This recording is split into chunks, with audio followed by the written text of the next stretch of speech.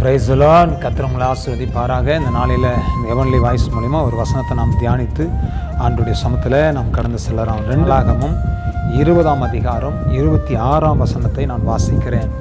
4ஆம் நாளில் பெராக்காவிலே கூடினார்கள், அங்கே கர்த்தருக்கு ஸ்தோத்திரம் செலுத்தினார்கள். ஆதலால் அவ்விடத்திற்கு இந்நாள் வரைக்கும் இருக்கிறபடி பெராக்கா என்னும் பேர் தரித்தார்கள். கர்த்தருடைய பிள்ளைகளே, பெராக்காவிலே கூடினார்கள், அங்கே கர்த்தருக்கு ஸ்தோத்திரம் செலுத்தினார்கள். ஆண்டவருடைய சமத்தில் நீங்கள் கூடுங்க. சகோதரர்கள் ஒருமித்து வாசம் பண்ணுகிறது எத்தனை நன்மை என்று வேதம் சொல்லுகிறது, எத்தனை இன்பம் என்று வேதம் சொல்லுகிறது. நாம் கூடும் பொழுது கர்த்தர் காரியத்தை ஜெயமாய் மாற்றுவார்.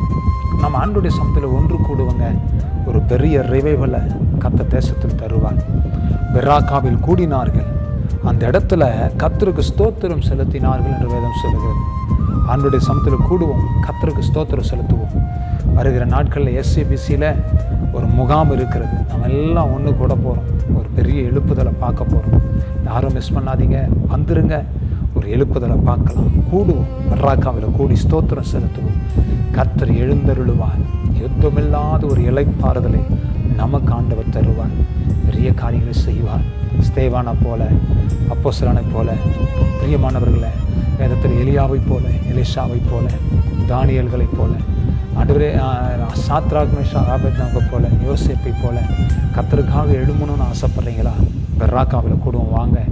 கர்த்தர் நமக்காய் பெரிய காரியத்தை செய்வார். ஜெபிக்கலாமா? நல்ல பிதாவே, இந்த வசனத்தின்படி உடைய பிள்ளைகளை கூட்டி சேரும். அற்புதங்கள் நடக்கட்டும், அதிசயங்கள் நடக்கட்டும். கர்த்தர் பலத்த காரியங்களை செய்யும். தடைகளை உடைங்க, சத்ருவின் கிரிகளை அழித்து பெரிய விடுதலை தாங்க. ஆசீர்வதி பலப்படுத்த முடியும். தாழ்த்துகிறோம், உடைய கரத்தில் ஒப்பு கொடுக்கும். இயேசுவின் நாமத்தினால் ஜெபிக்கிறோம் நல்ல பிதாவே. ஆமென், ஆமென், ஆமென். God bless you. கர்த்தர் ஆசீர்வதிப்பார்.